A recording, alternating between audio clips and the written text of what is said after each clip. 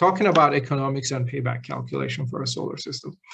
In the previous section, we talked about the cost of a solar system, and we said it's generally around $2.25 to $3 per watt in the US, by the way. We didn't talk about the fact that this cost is under a dollar, closer to 70 to 80 cents per watt, as opposed to $2.25 in markets like Australia. In China, it's even under 50 cents, but China is a different economic reality. But markets like Australia, if they can do this for 80 cents, why are we paying $2 or $3? Is a good question. And the answer has to do with a lot of the soft costs that are involved. But that is not a topic for this video. We'll cover that in a separate video in the future.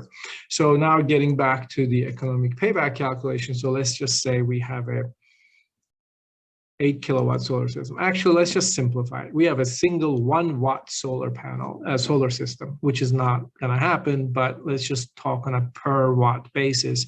So if the per watt investment is $3, let's call it, then that $3 is going to be your cost for the system.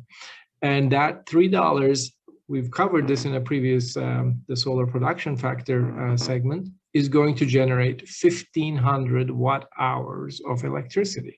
So that is 1,500 is 1.5 kilowatt hours of electricity. So the $3 investment is going to generate 1.5 kilowatt hours of electricity. Electricity costs generally around 15 cents across the US on average.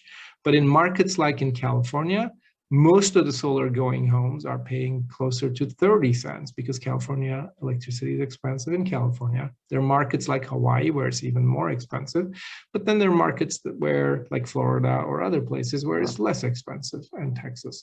So let's just say the cost of per kilowatt hour electricity is 20 cents for argument's sake.